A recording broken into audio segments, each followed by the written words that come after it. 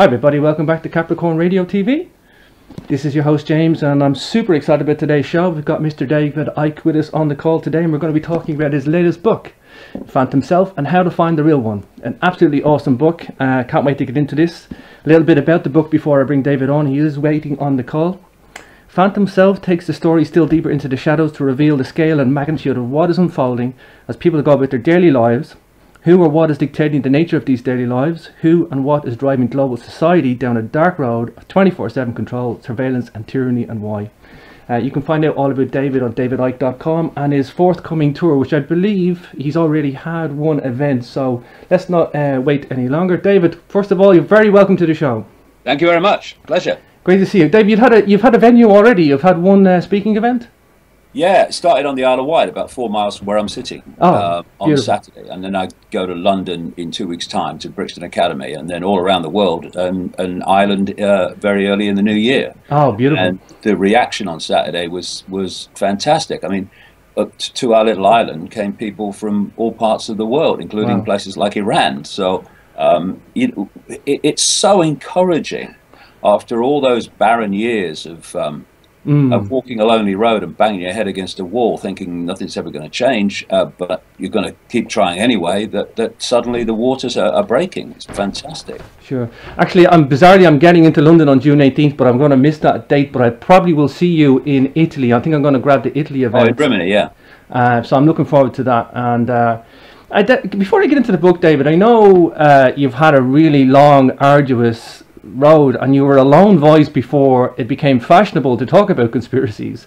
But I mean, we won't go too mad on the bio because I know you've done this a lot, but I mean, it was, you know, it was a major thing for you to go through the ridicule, because that really did instill in you, I don't know, determination to see through. It took off the any sort of illusion of any kind of, you know, any kind of thrill of anything. This was going to be a hard job straight from the word go. I mean, the biggest thing it gave me, James, was it eliminated concern about what other people thought of me. See, you know, we are multi-dimensional beings, multi-dimensional consciousness, and the amount that the conscious mind, this is even mainstream science, the amount that the conscious mind is aware of is, compared with the subconscious mind, is absolutely laughable. And so the conscious mind is, I could put it like this: the conscious mind is like going down a bending river on a canoe, and the subconscious mind is looking at that scene from Google Maps, right? So what you think is a terrible thing, it's like I have this phrase, you know, life tends to give you your greatest gifts brilliantly disguised as your worst nightmare. What looks to us like a nightmare in a really bad situation, to the deeper levels of yourself, not some, you know, guy in a spaceship, of deeper levels of yourself, that experience takes on a completely different context. It's an essential experience for something that's coming down the river symbolically, but you don't know what's down the river, but the subconscious does, and the more expanded level of your awareness does. So while that mass ridicule for me was, shall we say, challenging in the experiencing of it, what it deleted was the fear of what other people thought of me. Now, a few of those turns in the river down the road, I'm coming up with information that, to say the least, is far out from the perspective of what we call, and we only call it this, normal perception of the world. And had I not been through that deletion of this fear that enslaves so many people, in fact almost everyone to some extent, the fear of what other people think, that was deleted from me. And therefore, when this apparently, on the face of it, strange information started coming into my life and I started to compile it and put it together, there was no point, because of that experience, that I went through a process of self-censorship, of, well, what do I leave out so they don't think I'm crazy? I don't care if people think I'm crazy. What I care about is whether I'm closing in on the truth or not. Wow. That's my only criteria. So I don't have this self-censorship mental gymnastics that I go through. And I have to thank a nightmare experience for that. Yeah. Wow. David, I just want to say a big shout out to Valeria for sending me a copy of Human Race Get Off Your Knees. And in reading that and reading The Phantom himself, David, I just, you know what I like about this book is there's a lot of new, really cutting edge information in it, very scientific. It's like stripping the bullshit away and just saying, look, this is, you know, science is so ignorant, David, that and it's, I mean, it's all sitting there for everybody to go out and read, and the scientific doctrine if they want. And I love the core stuff in this, and there's a lot of positivity in that, I think, this book, David. Not that there's, you know, I think it's not right to say negativity either, because you need to get through some negative reality of situation to understand it, to know where you're going to go with it. I mean, if it's negative, it's negative. You can't tiptoe around it. The point is that I would say, because what you're introducing here is what I've heard so many times over the years, particularly from people of what you might call the New Age type arena, which is you mustn't frighten people by saying what you're saying about what's going on in the world. Well, first of all, they are often the same people are going around telling others you must let go of fear. So, I mean, where does that fit into this little story? But it's ever so simple.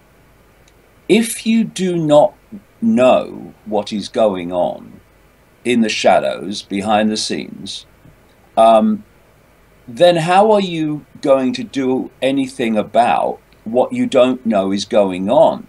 What this mentality doesn't see is that understanding what is happening, and not least the techniques of mass manipulation to get us to react in the way that's desirable, is absolutely the fundamental bottom line foundation starting point of doing something about it.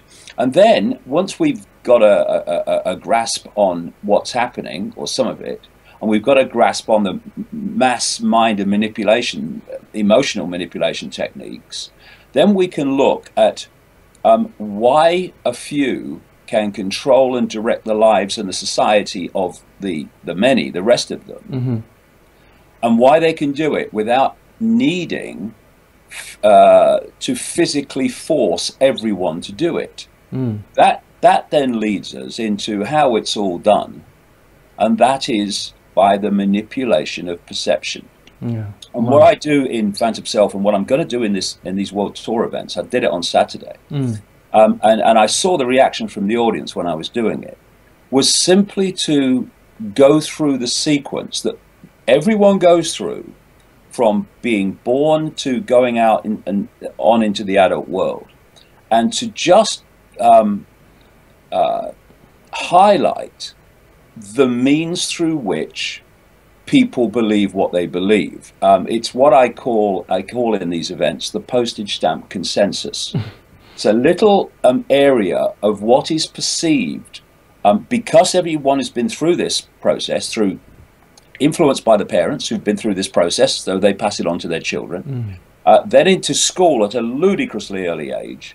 And an authority figure from then on, and figures, is telling you what is right and wrong, possible and impossible, what is and isn't, when you can speak, when you turn up, when you can leave, all this stuff. I mean, schools, for me, are just prisons for children, but programming prisons for children. And then you go off into higher education, and you then actually get into great debt now to pay for the higher level programming.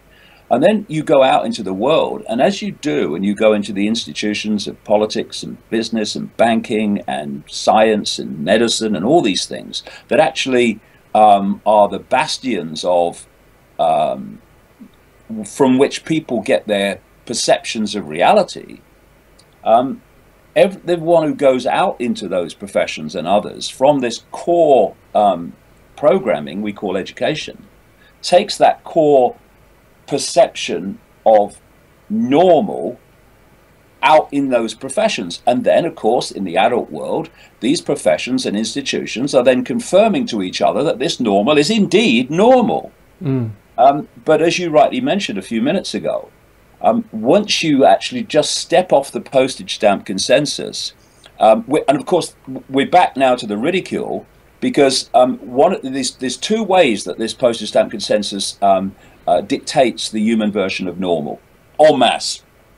One is the download from cradle to grave of what is normal, operating in this tiny, tiny range of possibility. And the other one is people who may be questioning it. They still stand on the postage stamp because they don't want the consequences of challenging it or stepping off. What will my mother say? What will the blokes at work say? You know, what will these people say, that person say? And so this goes on. And so people who want to make a difference in the world and they want to challenge this whole perception deception, they have to step off the postage stamp and take what comes with that. But as you mentioned earlier, when you do that, when you're prepared to go and research into areas that are not on the postage stamp, you find the evidence for the fact that postage stamp normal is a provable nonsense and extraordinarily limited. I mean, you're drowning in the evidence and the information once you start, you know, putting it together. And this is one of the things, you know, that is happening now, that I'm seeing. Because what I'm seeing now is not just the numbers that come to the events. I'm seeing the kind of people. I'm seeing more and more people out of the system that are coming there and saying, well, I'm going to have a look at this. Yeah.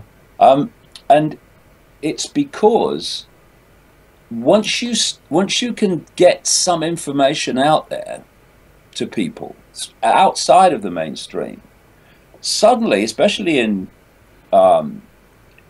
league with witnessing current events unfolding every day, it has this validity to people. It starts to answer mysteries and things that have bewildered them. Why does this happen like that? Why are they doing that?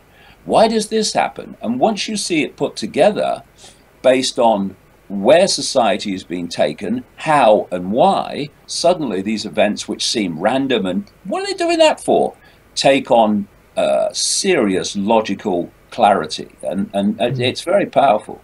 You know, I'll admit this, I'm ashamed in one respect. Okay, I was playing the game, but I went through the education system, David, and I was in an engineering largely role, and I tried to get out of that into science, and I went through that, and I won't put letters out to my name, I don't care about that, but I was playing the game, I wanted a good job, I did all that, but I left, David, and I left because, bizarrely, you know, I grew up with a very awake father, and he's a hypnotist and a healer, but he's an engineer, and he's a unique guy, and so I was always aware of conspiracies growing up and all sorts of stuff, and however, you know, it was the renewable energies market that I was working in, and I seen the climate change fiasco bullshit, and I seen the carbon tax program being implemented in, especially in Britain. They pumped money into the BBC to get everybody worked up about the planet and renewable energies, and then, oh, we need to put a carbon tax on that. And I just, it was bizarrely, it was that made me want to leave, and I didn't want to be a part of it anymore. Started up a little radio show, and I went in a different direction, and I'm glad I did, you know,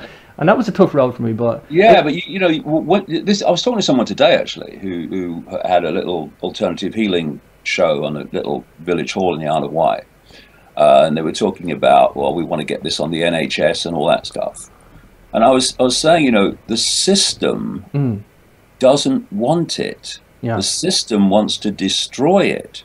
So instead of trying to have what you're doing absorbed by the system, operate outside of the system, so people come to you outside of the system. And you know, when I started out 26 years ago, there was no alternative media. It didn't exist. And so what you had to do was get out there and create your own sources of communication. I got on a plane and went to America, went around America for three months, talked to nobody. I talked to less than 8 people. It was 8 people just outside Chicago. It was unbelievable. I mean, and you think, well, it would have been cheaper to ring them. But it starts something, and then people talk to someone. The next time you go back, there's more. The next time you go back, there's more. And you know, now we have the internet, you know, doing the kind of things that you're doing and people like you are doing. It gives a source for this information to be communicated outside of the mainstream, because, you know, eventually so many people are going to be aware of this. So many people are going to be talking about it. The mainstream is going to have to, kicking and screaming, allow some of it in, although they'll try to trash it. I was on a BBC program the other night called This Week, Current Affairs program. First time I've ever been invited on a mainstream current affairs program. So that these things will start to happen. But the mass of the communication of this information has to operate outside of the system, which takes its point of observation for everything, not least the media, of the postage stamp consensus of what is perceived to be normal. And as you will well know, that sense of normal, collective agreement of normal, is dependent on one very basic ingredient, and that is ignorance. Ignorance, yeah. Because as you pointed out, there's the information to expose the consensus of normal as ludicrous is all there. So the system has to keep people in ignorance that it's there, so they will still believe in the consensus of normal. And what people like you and me doing, in increasing numbers now, is breaking that stranglehold, a monopoly on the circulation of information that the mainstream has had for so long. I think one of the things that attracted me to physics, though, David, in fairness, was the bizarreness and the weirdness and the philosophical nature of quantum physics. And I know you go into that a lot in the book, right. and I think it's essential, because scientific doctrines are just trying to ignore this. They want it to go away. They hate it because it explains. They do. They do. They hate it. It frightens them to death. This is the funny thing. I mean, you've been in science. You'll know this 100%. What I love, it makes me smile, is you've got quantum physics, which is showing that reality is malleable and reality is not what we experience it as. Provable. Yes, and then you've got all these other scientific disciplines that now, kicking and screaming again, have to acknowledge the existence of quantum physics, but having done it, they all crack on in their own discipline as if that doesn't exist. Ignorance again. It was encapsulated by a review I read of a book by Professor Richard Dawkins, the Oxford University professor, who for whom anything alternative is garlic to a vampire, really. And he in this review, it was pointed out that he said in the book that reality is not malleable, but in another part of the book that his knowledge of quantum physics was a bit foggy, which is a kind of staggering contradiction. And this is so important, not just in understanding how we manipulate it, because that in the shadows that is manipulating behind what we see, understand the nature of reality and how we interact with it, and they're manipulating us and our perceptions by using that knowledge. But it's also vital for the way we live our lives in general. I mean, this is the craziest thing. Because of the postage stamp consensus, politics, business, banking, science, journalism, medicine are all based, both in their observations and in their operations and laws and medical techniques, on the fact that the world is solid and physical when it's not. And so when you see the whole foundation on which everything happens and all these judgments and happenings are made and dictated from the most fundamental misunderstanding of reality itself, it's no surprise the world is as it is compared with what it could be. I mean, even down to healing. If you take the body to be physical, you do what mainstream medicine does. It treats the physical, but the physical is an expression of an energetic field and fields in the unseen, beyond the tiny frequency that we can decode into a visual reality. And that is the projector. That information source and what happens there is the projector. Again, it's part, in a way, of the subconscious. The body is the movie on the screen. This is projecting the movie. So if you try to change the movie on the screen, it's never going to change. You've got to change what it's being projected from. So what you have is a whole mainstream big pharmaceutical medical industry that's based on trying to change the movie by manipulating the screen. It's not going to happen. This is why the great cry from the alternative, much of which targets the energetic field rather than what is a holographic projection, I would say, is that mainstream medicine only treats the symptom. It doesn't treat the cause. The reason for that is the symptom is manifesting in the person's experience and the doctor's experience in the physical body, the hologram. My name's Maria Wheatley and I'm a second-generation dowser, author and researcher, and recently I founded esotericcollege.com, which is fully affiliated to the Association of British Correspondence Colleges. We're offering courses in dowsing, past life regression, tarot and Druidic soul star astrology, and you can study these at beginner's level, intermediate, or take them to advanced level to be a professional. You can study these with online courses mixed with Skype lessons, or take a full Skype course. You could even take extra Skype tuition because I'm your personal tutor. You can find out more about me at mariawheatley.com, or you can find out more about the college at esotericcollege.com. But it's an error, a distortion in the energetic field that's causing that. Now, mainstream medicine does not even accept the existence of this energetic field. Thus, how can it possibly ever treat the cause when it can only see the symptom in the projection? And Tesla said, you know, who gave us basically our electrical systems, was way ahead of his time, Nikola Tesla. Oh, yeah. He said if science would just start looking at basically the non-physical, looking at vibration and frequency and energy and the unseen, it would move, you know, vast distances in a short time in its understanding of everything.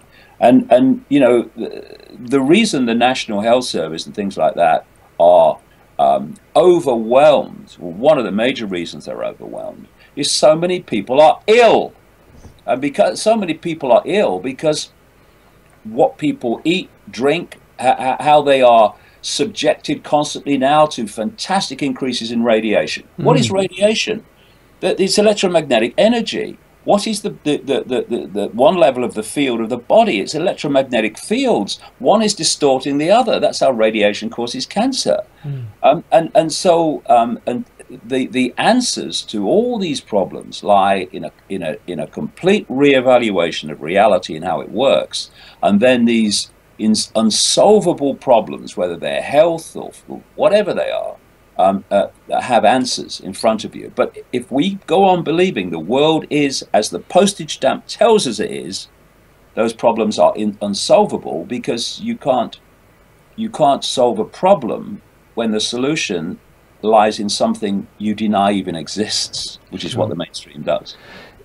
I think what I like about reading the book is that it reiterates my position. I can say I'm awake for a long time now, but I have levels of being awake. I think I'm awake, and then I realize another layer of manipulation that's out there, or you know, and it's like that. It's like layers and layers of manipulation and deceit, and it's a nasty environment we have to navigate in. It is, let's be face it. But I'm proud to be awake. I'm happy to be awake. I would rather be awake than be asleep. I'd rather know than not know. Just for a moment, to explain what the phantom self is versus the infinite self, and the difference between the two, or the comparison. Well, this is the biggest thing of all for me, because of the manipulation, the perception, deception. Most people, the vast majority of people, self-identify with their body, their name, their income bracket, their race, their nationality, their religion, their life story. But our true state, our eternal state, is awareness, the state of being aware. The question is, how aware? what I'm saying is that there is one infinite seamless awareness, which I'll use the term infinite awareness for. And we are all points of attention within it. So my point of attention at the moment, my infinite awareness, is having a point of attention called David Icke in this body, in this country, in this place, and with this life story. But I don't self-identify with David Icke being me. I associate David Icke being a label for my current experience. I self-identify with being infinite awareness, having that experience. And what it does, that re-evaluation of self-identity, I can sort of my own experience, is it's Einstein said, you know, it's pretty simple. He said, and it's not philosophy, it's physics. If you tune to the frequency of something you want, then you can't help but have it. You can't help but be it, because the frequency is, you know, if the frequency of what you want is this, if you tune with it, then this manifests. That's how it works. And what the conspiracy is about, and its foundation of everything, is manipulating our perceptions of not just reality, but of self, crucially, so that we see ourselves in the most limited form. And so if you self-identify with what I call phantom self, name, background, race, color, etc., then that perception carries a frequency. And that frequency band of that perception, little me, shall we call it, can tune in to energetic information states, inspiration, whatever you want to call it. Within this infinite awareness, it can only access that frequency band. So basically, little me self-identity manifests itself as a little me lifestyle, because that's the only frequency range of this infinite. Think about it, you could think about it in simple terms as like Wi-Fi. You can only tune with that perception of self and reality to that level of information. Thus, you can only get a certain very narrow fix on everything and an understanding of everything. When you self-identify that is my experience and I am infinite awareness having that experience, that very change of self-identity expands your awareness. Why? Because your sense of who you are has expanded, and therefore from that must come an expanded level of awareness that's now accessing much greater amounts of this infinite field of awareness. Thus, that suddenly, instead of seeing dots and pixels and trying to work it all out, it just sort of looks chaotic. Once you expand your awareness, sorry, it's hot in here today. I'm getting sweaty. It's really hot today. Then you're now seeing pictures, not pixels. You're seeing how the dots connect. You're seeing pictures. You're seeing that and that and that and that, and not operating in isolation. They're operating together, and therefore you see the world in a completely different way. And because the vast majority of people are on the postage stamp in phantom self mode, I am Ethel, work down the store, instead of I am infinite awareness having an experience, it means that anyone that comes from that point of view, and anyone can, it's not, it's not being like, look at me sitting on the mountain. Anyone can do it. It's just a choice. It means that the postage stamp consensus is going to see those people, ironically, as crazy and dangerous. This has happened throughout history. The authority in any point has always been terrified of mystics, of people who saw the world from a different angle. Because when you are an authority, what you need to control most effectively is uniformity. You look at any tyranny, what they're after is uniformity. Look at the European Union. They want they want uniformity on the size of bananas. Compliance. Everybody complies. Yeah. This is how it works. And once you start expanding your awareness, uniformity is out the window. Because what this infinite awareness is, put another way, is all possibility. And what happens when you get pulled into that little me perception of self is suddenly there seems to be very little possibility. Because everything seems limited, everything seems I can't. But then when you expand out of that nonsense, suddenly you start to become aware of more and more possibilities.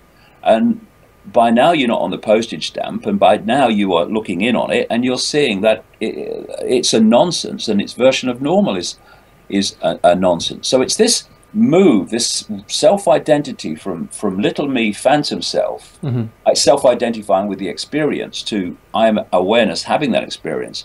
That changes everything because of the way it changes you, and therefore how you manifest and experience reality.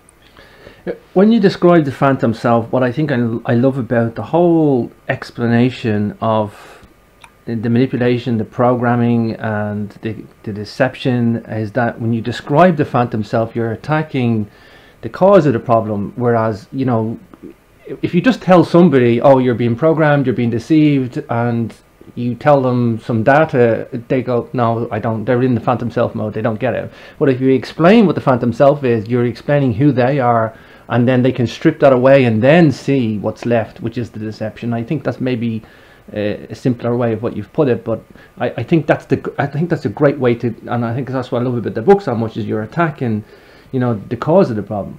Well, I think it's a very important point you brought up, and I saw the impact it had on Saturday in the first event in this tour.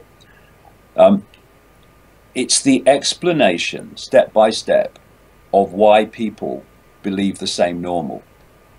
When you explain that, well, why does this is the line, isn't it? Everyone knows that, mate. No, everyone says that, mate. They don't know it. They've been told it, and they've accepted it. But when you explain step by step, from coming out of the womb to going to the other end, how we're constantly programmed with this postage stamp normal, and how it's defended with ridicule and dismissal, anyone who wants to challenge it, the penny starts to drop. People can start to see, well, I can now see why everyone believes in this normal. And then when you follow that up by demolishing the normal with evidence that it's a nonsense, and you just see eyes open and lights going on. But again, we come back to this building alternative sources of information, because you're never going to have, I mean, I started on Saturday at 10 in the morning, and I left the building just after 10 at night. Wow. And that's how long it takes. All these events are like that. That's how long it takes to dismantle normal and put forward another explanation for life, the world events and everything. In the mainstream, you're never going to get a fraction of that time to do it. I mean, you know, what do they say? You know, say to me, oh, you think reptiles run the world? Yeah, okay, well, you've got 30 seconds to explain it. You're okay, well, I'll make a start, shall I? Bye. You've got no chance. Yeah. So we have to build our own ways of doing it. And I worked at the BBC in the 70s. In news as well as sport. I actually remember you as a kid growing up, David, really? And I remember you in your football days, and I just want to take a moment to say that I never got what happened with you when you left the football, and the other David I came out, and you know, you emerged as this guy with, you know, and you went on this new career, and it was the ridicule that I remember as a kid. I was like, why are you giving this guy a hard time? Even as a kid, I seen that, and I didn't like it. Yeah, I didn't think it was necessary. It was massive, but I mean, you know, when you're really coming from a completely another point of reality, and at the time of that Wogan show, I was in a transition period because my head had just been blown off. I've described it before, like you know, the bubble burst, and it burst very quickly. And what I mean by the bubble, I mean that which was my, if you like, phantom self reality. And information and concepts started pouring into my conscious mind, and it was just like I can't explain it any better. It was like pressing too many keys on a computer. Basically, the information processing went, sorry, I'm freezing. I can't process all this. And for about 3 months, and the Wogan show was in the middle of it, I didn't know what planet was on. I didn't know what was going on. I just know my life was changed and all this was happening. Then after about 3 months, it was like the computer unfroze. And people were saying, well, you know, you're like the old David again. What's going on? But I wasn't. I may have seemed like it, my behavior, but I wasn't. I saw the world in a completely different way. And at that time at the BBC, in the kind of late 70s, I saw the end of substance. Because when I first got to the BBC, and especially a little bit before, there was still substance. There were still substantial interviews going on. There were still things done in depth. And it came from America, which is a programming laboratory. If it works there, they export it to the rest of the world. Gotcha. And people perceive that as the American culture being everywhere. It's not the American culture.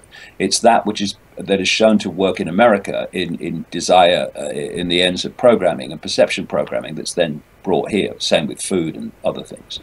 But I saw it. I saw how, doing my job as a news reporter, it became more and more difficult to get substance on air because everything had to be shorter. And so the mainstream media, and this was done systematically, I would strongly suggest, not by the people that were carrying it out, but in the shadows that were dictating the structure and how it worked. And what it did was exclude any substantial discussion and demolition of the way this mainstream system works, because there was simply no longer the time to discuss it, and that's when they shut it out.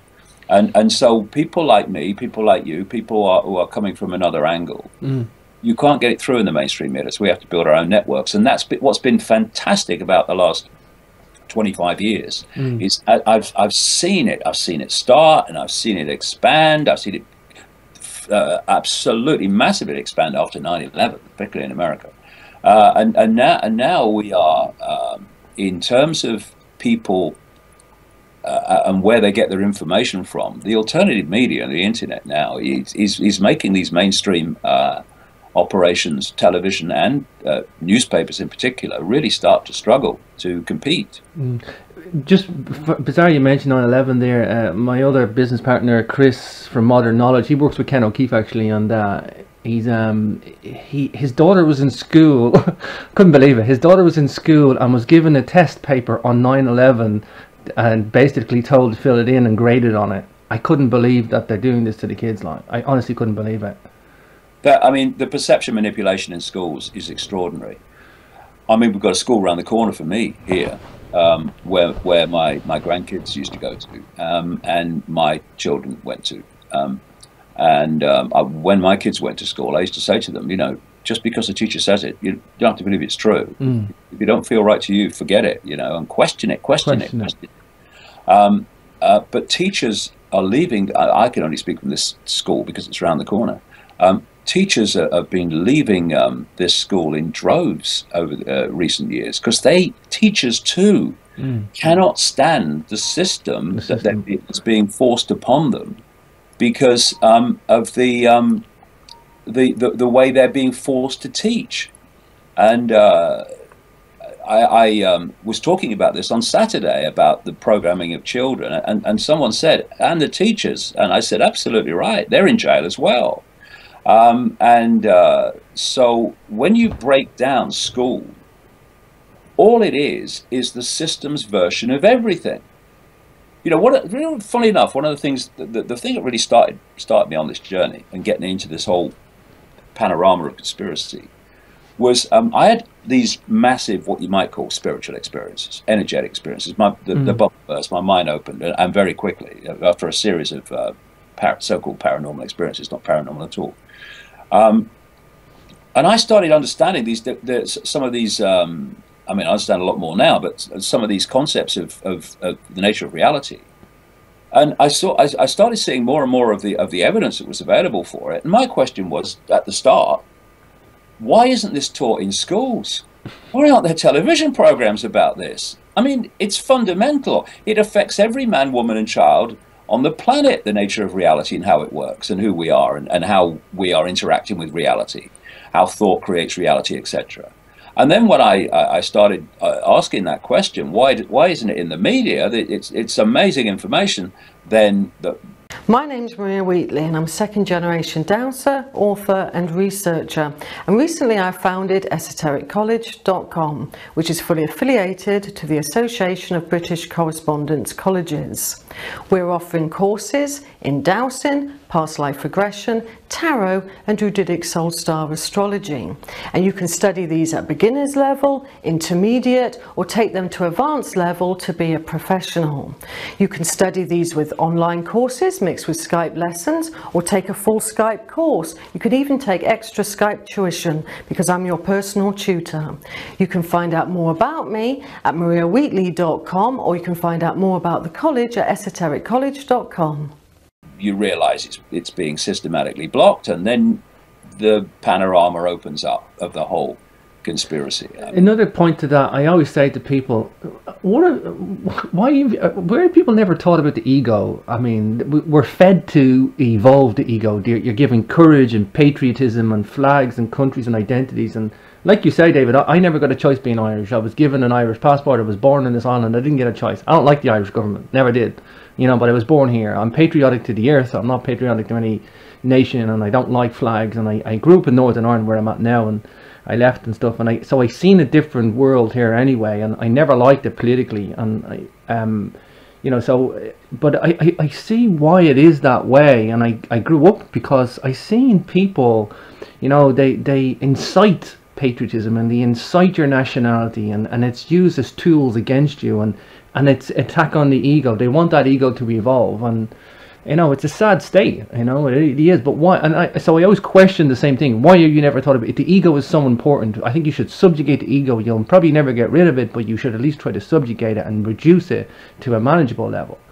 Well, in many ways, what people call the ego is an expression of phantom self. If you get stuck in that level of self-identity, yeah, then that's a massive expression of phantom self. But what you're bringing into here now is the way you have the consensus normal, but then they break up the consensus normal into other perception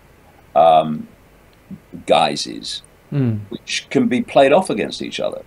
So you have the Roman Catholic perception phantom self, you have the Protestant phantom self, you have the Muslim phantom self, you have the I've got a big income phantom self compared with the I'm homeless phantom self, and you've got it's very religion is very symbolic, in the sense that you get a religion and then the religion breaks up into factions and calls itself different names.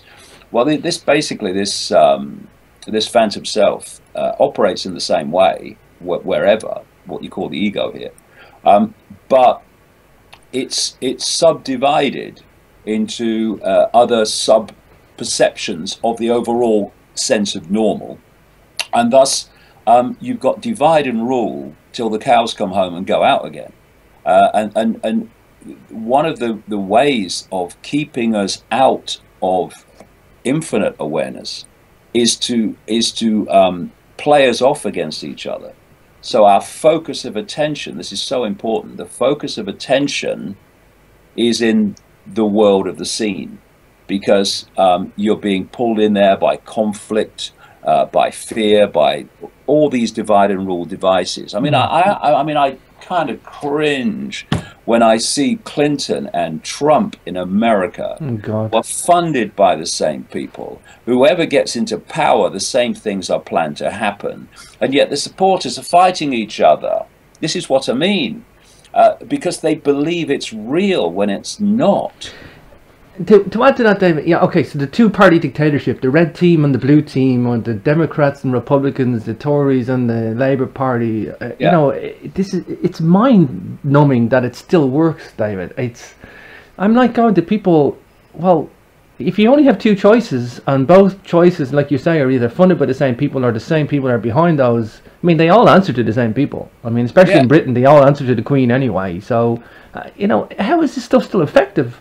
I'm really... Well, the thing is, they've got to try a little bit harder now, particularly in America, because people had certainly reached a point, and they have in other areas of the world, where they can see that the name changes, the rhetoric changes, but the policies don't change. I mean, I go through and you can do it ever so quickly in the talks, the sequence between 2001, just before the Bush administration came in, and all these countries that have been invaded. The list of countries that they wanted to invade were in place, provable fact, before Bush came in. The people that made the list came in with him, and they started picking off these countries after they had provided the excuse of 9/11 and the war on terror.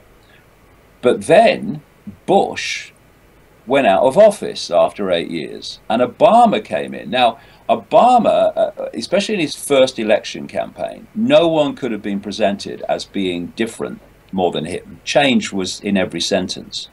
But after he came in, change, everything's different now. They've gone on picking the same countries. They've just continued with the list. It's the same list. Syria, Libya, they're all on the list. So they've had to try harder. So they as people see that nothing changes, and so they've gone for the first black president. Well, that focuses more interest. Or the first black president. This year now they're going for the first woman president, and this renegade out of the system, out of the establishment. Yeah, right. Okay, Donald Trump, and they create this circus. You know, it's very appropriate that Muhammad Ali is in people's minds this week. I'm old to have seen him, you know, come to public prominence. He was a legend, real legend. And what he did brilliantly was play the media and play the public to build up fights, and he became hilarious at it. All these great one-liners and everything that he did. No boxer had ever done that. No sportsman had ever done that before. He was basically creating interest to sell the fight. What they're doing here is another version of that, nothing like as good. They're selling interest in the conflict, and this man Trump, who's so different, and Clinton and the first woman. And it's just a stage show, because whoever comes in, as we mentioned earlier, the same things will unfold unless the public intervene. The idea that we're going to change anything through politics. I mean, I'll give you a wonderful example in this country. We had Jeremy Corbyn voted into office as the leader of the Labour Party against the will of the Labour Blair-controlled still establishment. And he got a massive vote from the rank and file members of the Labour Party. He came in, and I'm sure there is genuineness in him that he wanted to do something different. He tried to do it up to the point where he lost the vote with that outrageous Hillary Benn speech on sending the RAF to Syria, to bomb Syria. And it was really kind of as Orwellian as you like that night in the House of Commons, because you had Hillary Benn described as a moderate who argued on bombing Syria, and people who argued against bombing Syria were extremists. I mean, look at the Orwellian language here. From that moment, Jeremy Corbyn has allowed himself to be completely dictated to and absorbed by the postage stamp consensus of politics. He clearly does not want to stay in the European Union. It's been his stance throughout his political career, along with his friend, ironically, Tony Benn.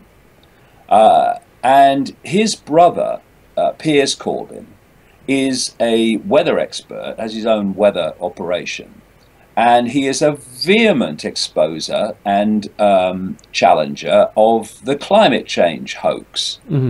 And Jeremy Corbyn clearly knows that, but he's going with the climate change because he's got to keep the Greens happy and the Green part of his party happy, and the Blair right-wing establishment happy, because they bought that climate change consensus, or fake consensus. And he's going even more outrageously, given his history. He's going with this stay in the EU. And of course, he's doing it as little as possible. He's trying to keep out of it, really. I think he must be deeply embarrassed. And here we have a situation where the Cameron wing of the Conservative Party and George Osborne, the Labour Party, the Greens, the Liberal Democrats, the unions are all together pushing us to stay in the European Union. And they're talking about changing it from within. Well, it's never happened before. And the point about the European Union is where we are is not where it's meant to end. Where we are is where we are. It's about to get much more extreme. United States of Europe. Centralized control, what have you. And so you have a Labour Party and unions, etc., and Greens, who claim to want to change society for the betterment of the less fortunate and the less outside the 1%, while arguing and campaigning to stay in a European Union that is dedicated to doing the opposite. In Scotland, this is the Orwellian inversion. We have the SNP in Scotland campaigning for an independent Scotland within the European Union. If ever there's a contradiction in terms ever spoken, that's it. There are no independent nations in the European Union. That's why the European Union is there. And so what we're saying is, let's stay, and they, of course, SNP, they're campaigning to stay in. It's amazing the Brexit polls are so high, given everything that's been thrown at people.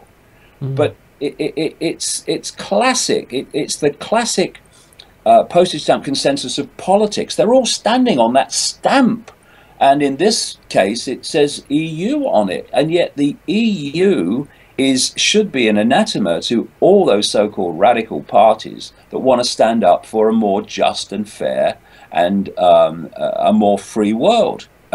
So let's support an organisation that's deleting all of that by the hour. It's crazy. You know, I actually had a little bit of a conversation. I won't say argument, it was a discussion, but my producer Jerry was saying that, you know, voting people to leave the EU, it's not a good thing. It's going to be the United States of Europe. And I said, you know what? Yeah, but I get that, but I don't want to ever vote my entire life. I refuse to vote because the game's rigged, and I don't want to ever vote my entire life. I'm not a sociopath. I'm not removed from society, you know, but I see the game rigged, and I'm not going to. There has to be a point in doing something, or there's no point in doing it, isn't it? Yeah. Really?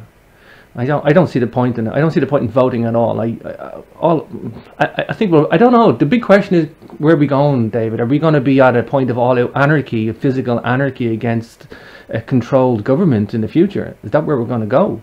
Well, I mean, you know, in the events, I've got an image that I repeat in different ways through one particularly long section, which is basically the society that this conspiracy has been heading towards since it began a long time ago.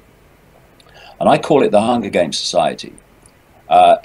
It's a structure, if you can see it, as a pyramid, with not just 1% at the top, less than 1% at the top. At the bottom of the pyramid, the fat bit, is the mass of the people, including those people who still at the moment think they're doing all right and this is not their problem. And holding that status quo of the masses, and I mean what we call the middle class now in that as well. If you're not part of the 1% or less than 1%, they want your wealth and security as well. And in between the two, to hold that status quo is a merciless police state tyranny. And as I go through the talk and I'm putting that up and I'm explaining things like wars and terrorism and Big Brother, and I keep relating them back to this structure, it's extraordinarily powerful when people see that all these apparently random happenings that have no connection whatsoever on the surface are actually all connected to making that structure happen. And so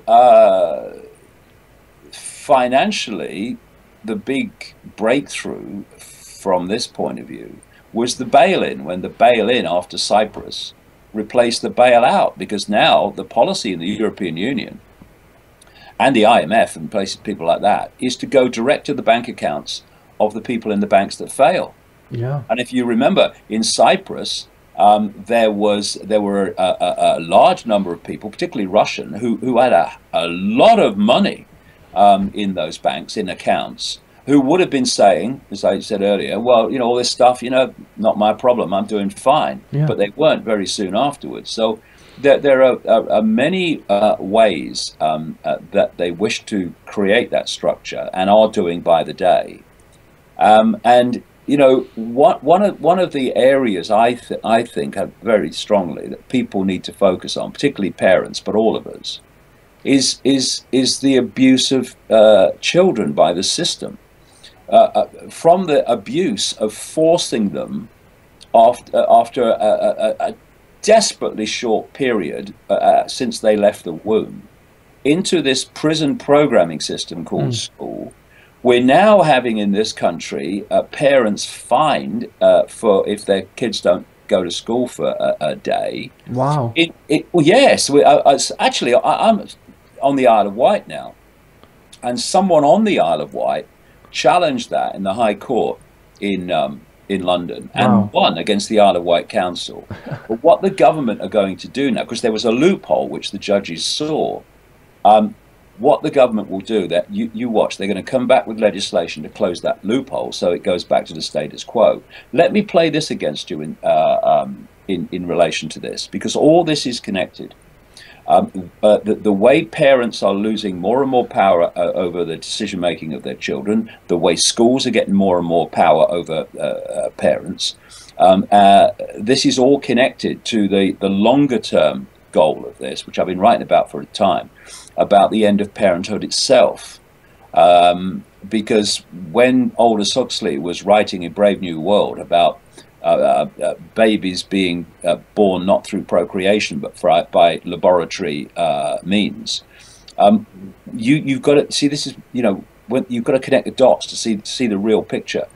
You look at the stories coming out now, where permissions are being used to pursue the creation of synthetic children, synthetic babies, synthetic life. It's all connected to this. And as they're pursuing that in terms of science, so they're at the same time breaking down parental influence on the children. But let me play this against you if you're not coming across it. In Scotland.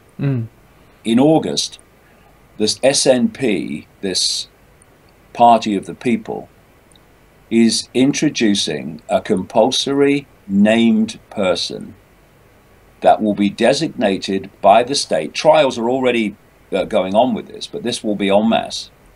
Wow. A named person, that's the law. The state will appoint a named person to oversee the bringing up of every single child from until aged 18, in some cases a bit longer. They will be assessing how the parents bring them up. The kids will be able to talk to and discuss with them without the parents even knowing what's being discussed. This is and wow. already in the trials, ludicrous things are being done that are having social services move in for things that are nothing to do with them, but the named person has got them involved. Named persons in the trials are going to doctors and demanding they give them private information about the family because they're a named person. You know, what are the fillings like? What's this? What's that? And all that. And this is the front of the wedge. This is what they want everywhere. If anyone's, you know, interested in this, and everyone should be interested in it, just put into a search engine named person Scotland, and see the scale of what's going on. And most people don't know it's happening outside of Scotland anyway. It was introduced by somebody in a Question Time program recently on the BBC. And David Dimbleby, obviously the presenter, was visibly taken aback when he heard that this was being introduced. But this is what's happening, and they want it everywhere. You see, they have to get to the children, because the children are the adults when this thing is designed to be fully fledged control of the adult world. So the children are being prepared now. And one of the things that they're creating is what I term Generation Jelly.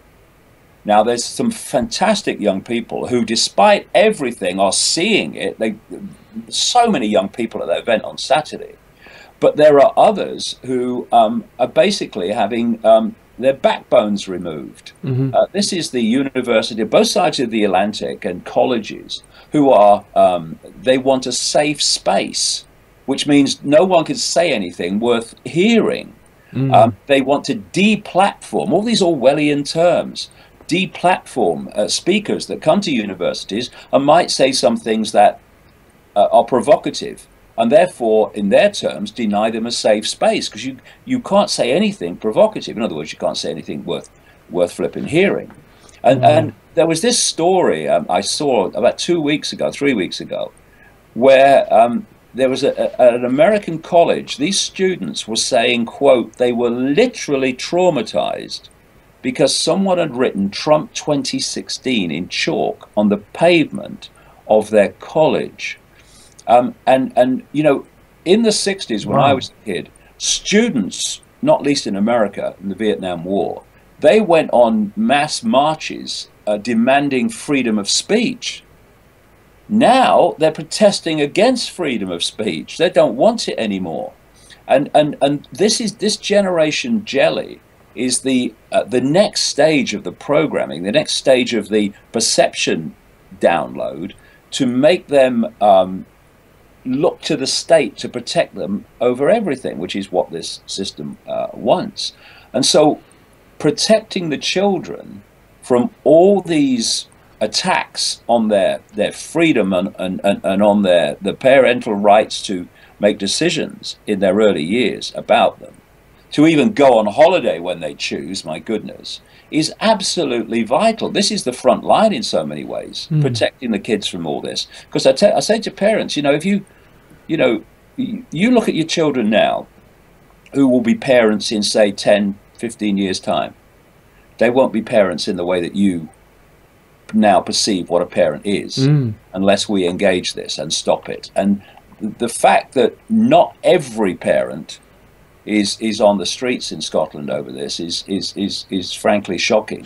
A testament to how compliant people have been. But of course there is big opposition to it as well. David, we're out of time. We're at the top of the hour. That was probably one of the fastest hours I've had. The Phantom Self, David, where can people get a copy of the book and find out more about your upcoming tour? Well, same place, davidicke.com. They can get the book there. We'll have it to them in 24 hours, and all the tour details are there. And I can't wait, because you know, when you're in a theater or bigger with people with open minds and overwhelmingly open hearts, going back to how we started, that is a frequency. And it's a very high frequency. And to spend the days, including the audience, in that energetic field is just amazing. Wow. Well, David, I really wish you every success with the upcoming tour. It's an awesome book. I really enjoyed it. And you know, as I say, I reiterated my position on my Wake and Aware world. And I really found it very beneficial. And it's coming from an awake soul as well. DavidIcke.com. And I'll see you in Italy, all being well, David. Brilliant. You take care, brother. We'll have a paddle. For sure. See you. Bye.